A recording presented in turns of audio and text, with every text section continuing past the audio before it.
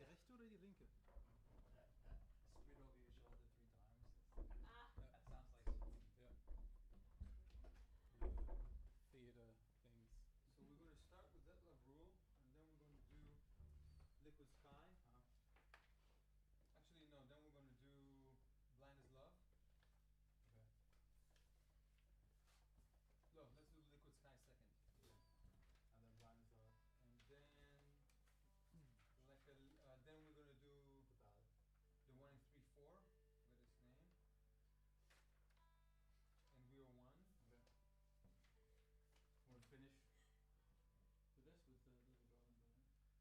And then we're going to do Blind as Love and finish with Little Girl in Berlin. Okay.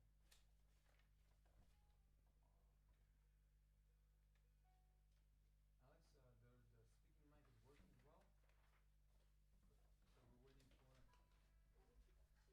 my friend. Yeah, well, Oh, man. What was the very last gig? Was that I think the last one was Smalls. We're doing like a weekly thing and having different guests.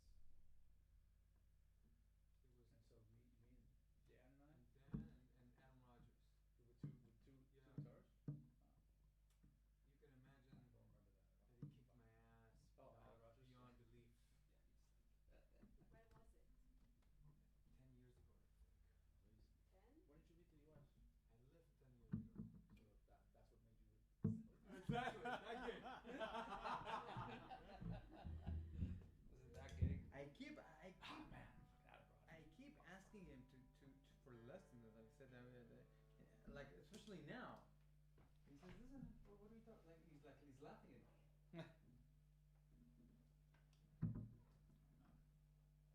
I'm sure you held your own back then. I'm sure.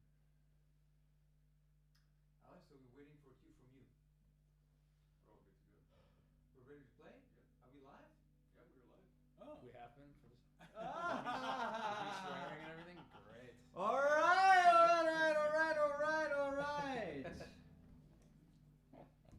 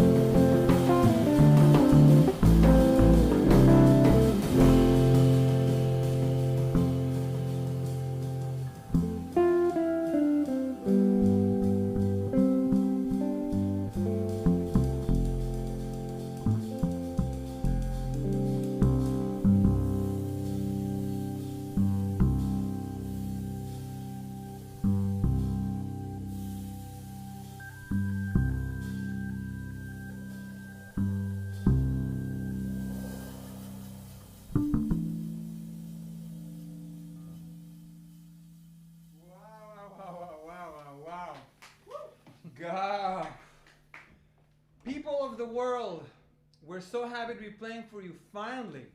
What a year this has been.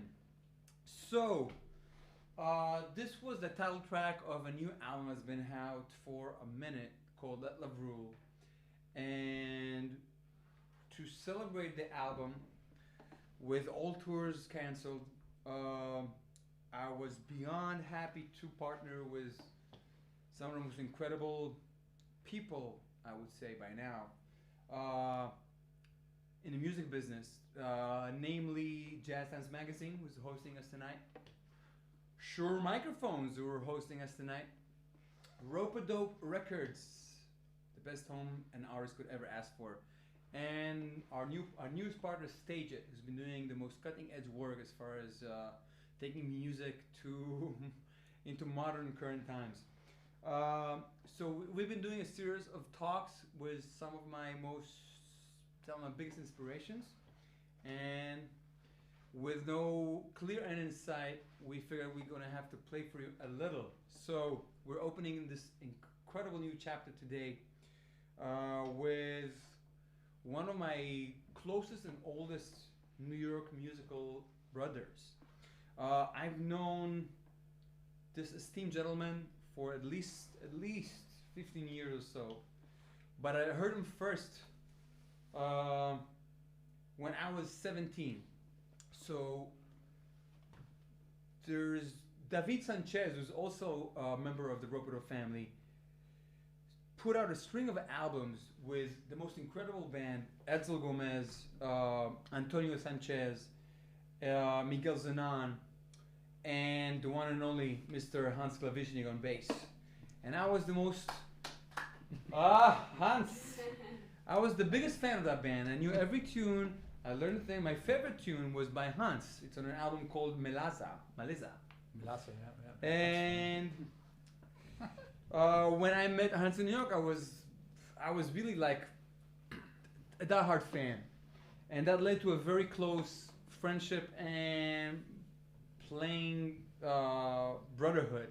We played at least 40-50 gigs together with different formats, and when Ash just asked me when was the last time, I'm thinking at least 10 years ago. It was in small jazz club in the village with Dan Weiss and Adam Rogers on guitar as a special guest. So, to open this series with my musical brother here means so much to me. We'll tell you a little more about Hans in a minute, but this next tune is the third tune on the album. If you haven't checked it out, go to Rope-A-Dope or to dekelbor.bandcamp and check it out. I'd love to share it with you. This is called Liquid Sky.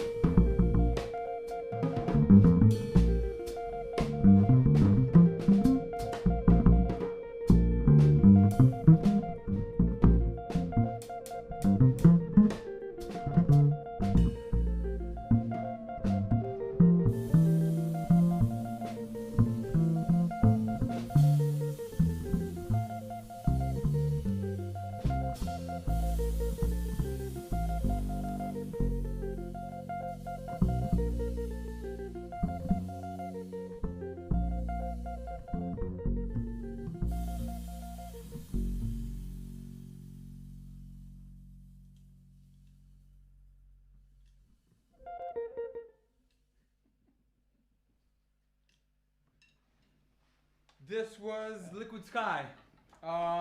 So before we move to the next one, Hans, I want to ask you about some things I never really got to talk about with you. I remember when you first joined the Chicorea group, the one that you played both as the trio as well as the Continents with an orchestra. You guys played. You guys played with quintet a lot. Especially with the fact that you just left us. What are your memories? When, especially this past month, where everybody's kind of like gathering their moments and their memories with him.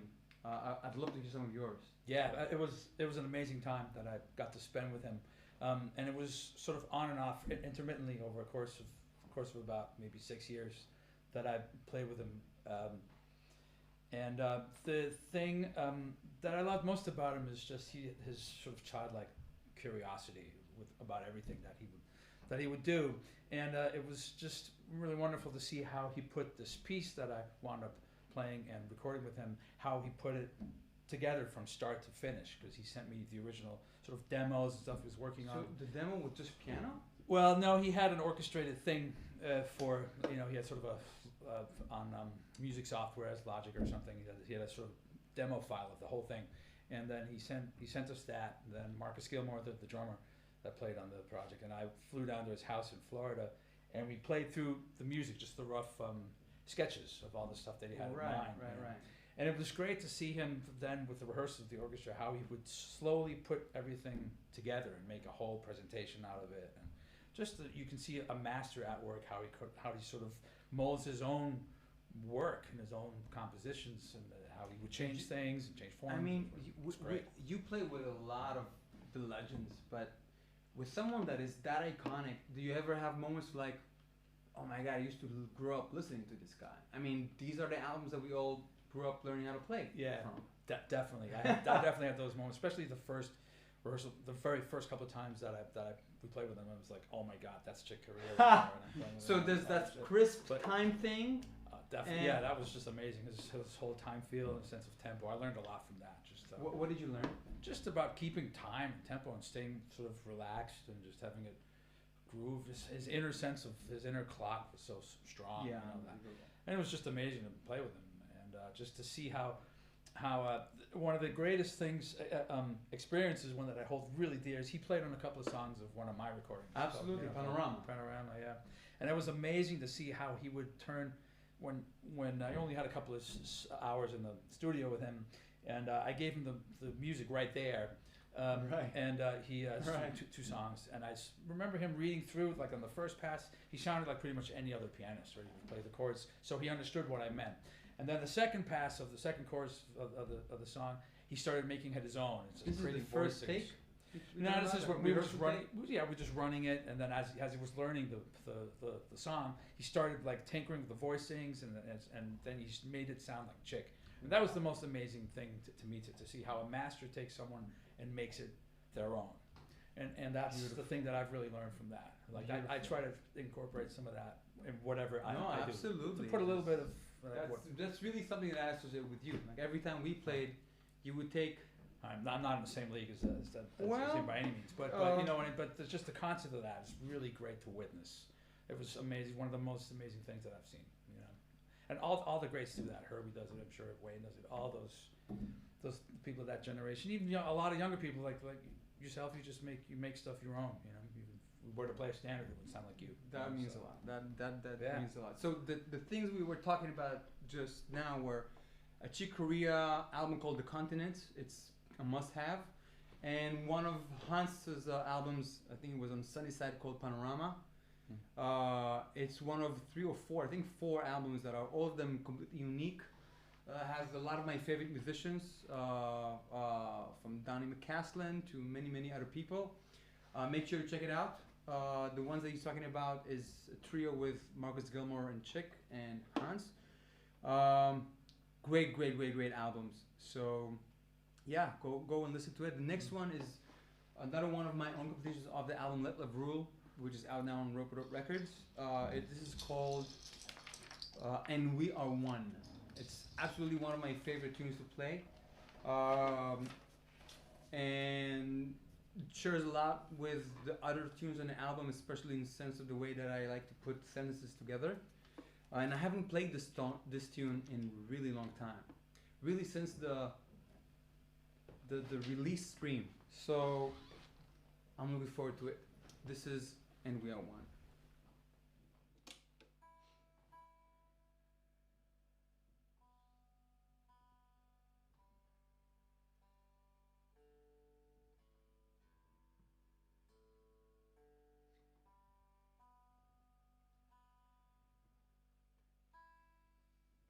It's always nicer to tune before the song and not after.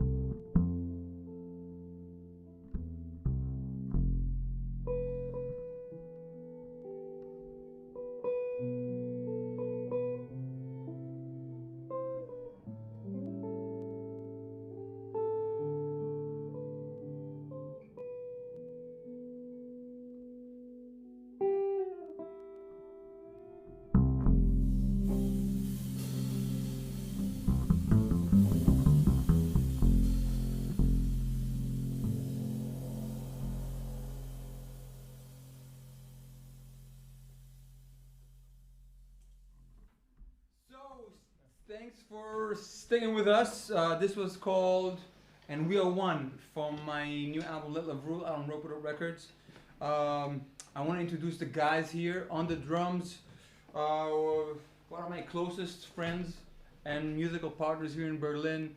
He's an absolute Berlin, Germany, and European musical legend. He's playing with everyone everywhere. Everybody wants to play with him, and everybody wants to hang with him. The one and only Mr. Tobias Backhaus on the drums. Tobias Backhaus. Yes, Tobias Backhaus. Thanks again to my brother, my hero, and my friend on the bass, Mr. Hans Glawischnig.